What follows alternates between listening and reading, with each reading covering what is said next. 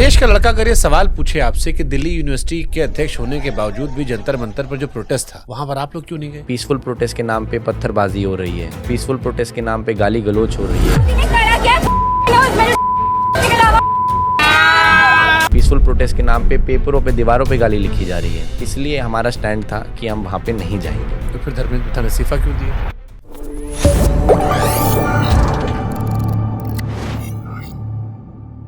अब देश का लड़का अगर ये सवाल पूछे आपसे कि दिल्ली यूनिवर्सिटी के अध्यक्ष होने के बावजूद भी जंतर मंतर पर जो प्रोटेस्ट था जहां से धर्मेंद्र प्रधान का इस्तीफा हुआ वहां पर आप लोग क्यों नहीं गए?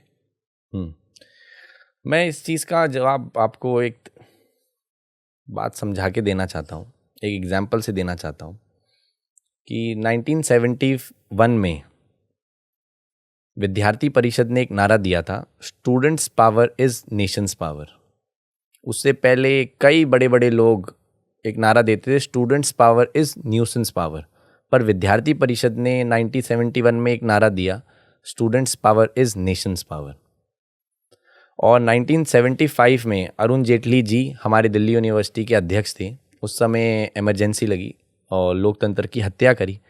तो अरुण जेटली जी ने, विद्यार्थी परिषद उस समय इतना एक्टिव था, देश भर में आंदोलन कर रहा था कि इमरजेंसी क्यों लगी और डेमोक्रेसी की हत्या क्यों हुई। उस समय मैं आपको बताना चाहता हूँ कि हमारे एक हाथ से तो हम संविधान की लड़ाई लड़ रहे थे, पर हमारे दूसरे हाथ में पत्थर नहीं था। आपने देखा होगा अभी जो जंतर मंतर पे प्रोटेस्ट हुआ, सब लोग एक हाथ में संविधान लेके तो घूम रहे हैं, पर दूसरे हाथ से पत्थरबाजी भी कर रहे हैं। तो फिर धर्मेंद्र प्रधान इस्तीफा क्यों दिए? धर्मेंद्र प्रधान ने इसलिए इस्तीफा दिया कि छात्रों के साथ गलत हुआ कि पेपर लीक नहीं होना चाहिए। उसके साथ विद्यार्थी परिषद का भी स्टैंड है। हमने सबसे पहला प्रोटेस्ट करा था पूरे इंडिया में, एनटीए के दफ्तर के बाहर, बीजेपी के खिलाफ। मैंने आपको अभी तो बताया थोड़ी देर पहले कि विद्यार्थी परिषद बीजेपी से कोई लिंक नहीं है। तो आप लोग बीजेपी के खिलाफ कोई प्रोटेस्ट किए? हाँ, कई बार करे। बीजेपी के खिलाफ? बीजेपी के खिलाफ करे। एवीपी ने करे। कब किया था? मेरे को एग्जैक्ट डेट तो याद नहीं है, पर एक बार राजस्थान में करा था या एक बार कोटा में भी करा था हमने। और अभी हमने करा एनटीए के खिलाफ।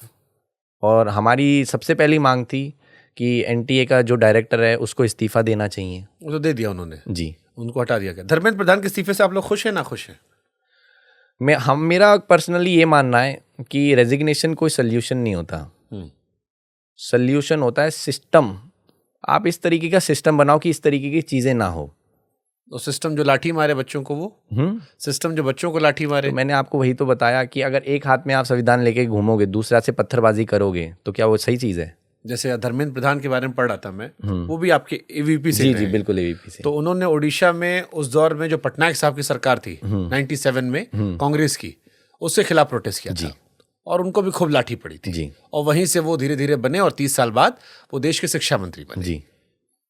अब जो आदमी लाठी खाया, वो जो लाठी चलवाए अपनी लीडरशिप में, दिल्ली यूनिवर्सिटी के प्रेसिडेंट होने के नाते आप इसे कैसे देखते हो? मेरा पर्सनली ये मानना है, जैसे मैंने आपको अभी बताया कि resignation is not the solution. मैं लाठी की बात कर रहा हूँ। लाठी की बात का मैं ये जवाब देता हूँ कि लाठीचार्ज नहीं करना चाहिए था, पर पुलिस भी जब ही मजबूर हुई लाठीचार्ज करने के लिए जब सामने से पत्थरबाजी होने लगी और जब स्टूडेंट्स बिल्कुल संसद भवन के गेट के बाहर पहुंच गए थे। तो जैसे आप लोग, अगर वो पीसफुल प्रोटेस्ट होता तो इस तरीके की चीजें नहीं होती। बट जैसे आप भी प्रोटेस्ट करते होगे, आई एम श्योर करते होगे, जब कभी भी जी कोई मांग को लेकर जी, तो कई बार पुलिस पहले अपनी साइड डंडा मारती होगी जी, या ऐसा होता होगा? नहीं, कभी हमारे साथ, मेरे को तो, मैंने आज तक कम से कम 30 से 40 प्रोटेस्ट करे, कभी भी पुलिस ने सामने से डंडा नहीं मारा। जब तक हम बैरिकेड क्रॉस करने की कोशिश नहीं करते, मतलब जब भी हम बैरिकेड क्रॉस करने की कोशिश करते हैं, जब भी लाठीचार्ज होता है, वरना नहीं होता। लाठी खाए हुआ पुलिस की? कई बार। मेरे साथ वालों के कितने फ़ोन टूटे, जेब में फ़ोन लेके जाते थे, फ़ोन टूट गए। सबसे ज्यादा पुलिस कहाँ मारती है लाठी? कमर में और पैरों में। मतलब पीछे की तरफ, बम की तरफ और पैर में? बिल्कुल कि दिखा ना पाओ।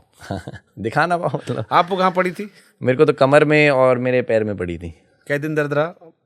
2 से 3 दिन दर्द रहा, पर वो दर्द नहीं था, खुशी हो रही थी। पुलिस की लाठी और पापा के डंडे में क्या फर्क होता है?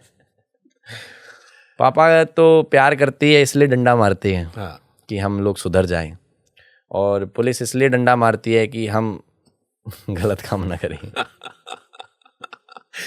बहुत सारे बच्चों को चोट लगी यहाँ पे प्रोटेस्ट में। जी। आप लोग गए क्यों नहीं?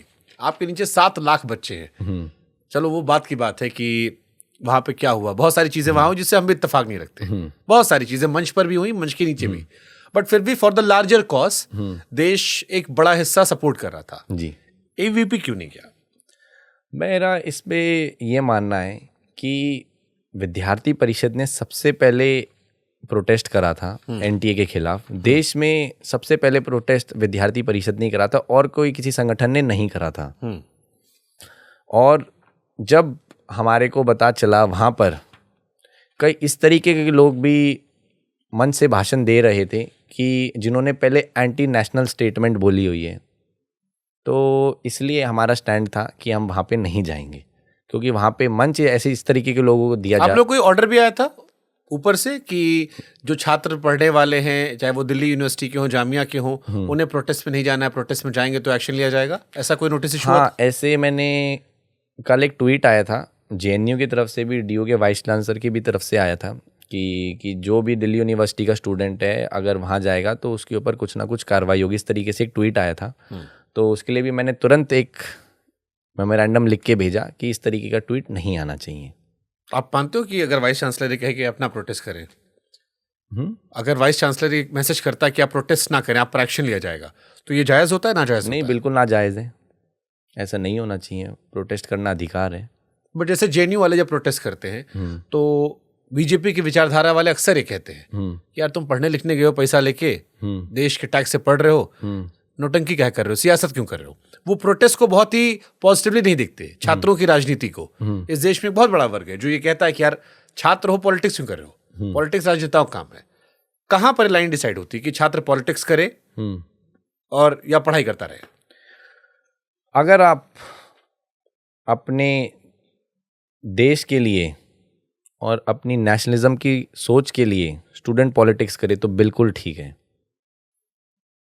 मेरा ये मानना है अगर आप नेशनलिस्ट सोच रखते हो तो आप 100% स्टूडेंट पॉलिटिक्स में उतरो। नेशनलिस्ट सोच क्या होती है? नेशनलिस्ट सोच की अपने देश को आगे रखना, अपने देश के लिए सब कुछ समर्पित कर देना। जब देश के लिए बात आए तो 1% भी पीछे नहीं हटना। बट देश के लिए तो संसद में काम होगा, उसके लिए कॉलेज में काम कैसे है?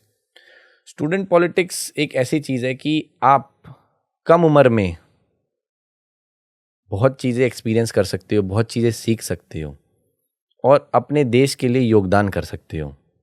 जैसे थोड़ा समझाओ हमें, कौन सा प्रोटेस्ट है जो देश के लिए प्रोटेस्ट है, या ये प्रोटेस्ट करेंगे तो ये ठीक है और ये वाला प्रोटेस्ट खराब है?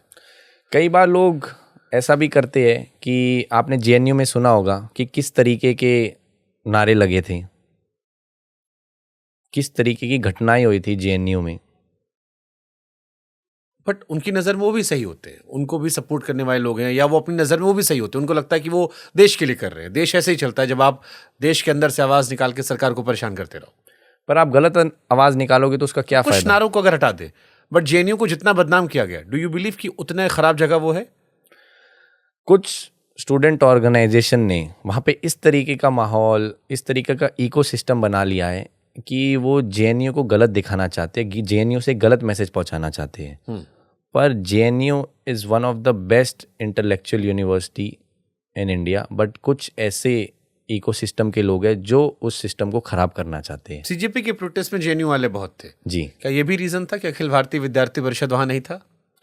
ऐसा नहीं है, हर स्टूडेंट ऑर्गेनाइजेशन का हक है कि वो प्रोटेस्ट कर सकते हैं। और मैंने आपको जैसे बताया कि कुछ लोग वहाँ ऐसे थे जिन्होंने पहले एंटी नेशनल स्टेटमेंट दी है, और कुछ तरीके की ऐसी चीज़ें भी हुई थी जो नहीं होनी चाहिए। पीसफुल प्रोटेस्ट के नाम पे पत्थरबाजी हो रही है, पीसफुल प्रोटेस्ट के नाम पे गाली गलौच हो रही है, पीसफुल प्रोटेस्ट के नाम पे पेपरों पे, दीवारों पे गाली लिखी जा रही है। ये चीज़ तो गलत है ना। ठीक है, इस देश में वोट डालने की उम्र 18 साल है जी, सांसद बनने की उम्र 25 साल है जी। अब आप इस उम्र में 7 लाख लोगों के अध्यक्ष बन गए, लेकिन सांसद नहीं बन सकते जी। ये नियम सही है गलत है? मेरे हिसाब से तो ये नियम ठीक है, क्योंकि संसद में जाना और बड़ा नेतृत्व संभालना, मतलब एक बड़ी बिग पिक्चर को संभालने के लिए आपको मैच्योर और एजुकेटेड होना बहुत ज़रूरी है। तो इसलिए मेरा मानना है कि 25 साल की जो उम्र है वो बिल्कुल ठीक है, और 18 से आपको वोटिंग का अधिकार है। तो मेरा तो ये भी मानना है कि देश भर में जितनी भी यूनिवर्सिटी है उसमें इलेक्शन होना चाहिए, जिससे आगे जब स्टूडेंट्स वोट करें, तो यूनिवर्सिटी में अगर वो वोट करेगा तो अपनी विधानसभा और अपनी लोकसभा में पक्का वोट करेगा, वो उसको अवेयरनेस हो जाती है। तो मेरा ये मानना है कि यूनिवर्सिटीज़ में अगर इलेक्शन होंगे तो आपको वोटिंग राइट के बारे में, अपनी वोटिंग राइट के बारे में पता चलेगा। कैसे, थोड़ा समझाओ। मान लो कि जैसे आप 18 साल के, आपकी यूनिवर्सिटी में इलेक्शन नहीं होते और आपके क्षेत्र में इलेक्शन हो रहे हैं, तो आप वहाँ वोट करने नहीं जाओगे, इग्नोर करोगे, क्यों वोट देने जाना। पर आप खुद इतने समझदार हो कि एक वोट का महत्व कितना होता है, एक वोट से आदमी हार जीत हो जाती है। अभी तमिलनाडु के इलेक्शन में भी आपने देखा होगा कि एक कैंडिडेट एक वोट से हार गया। तो उसी तरीके से जब आप अपने कॉलेज में जाओगे, कॉलेज में पहला वोट दोगे, तो आपको अवेयरनेस हो जाएगी वोट का इम्पोर्टेंस क्या होती है, वोट देने से कितने फ़ायदे होते हैं। तो आप अपनी विधानसभा, लोकसभा में बेसिकली आप आगे जब जाओगे तो पक्का वोट दोगे।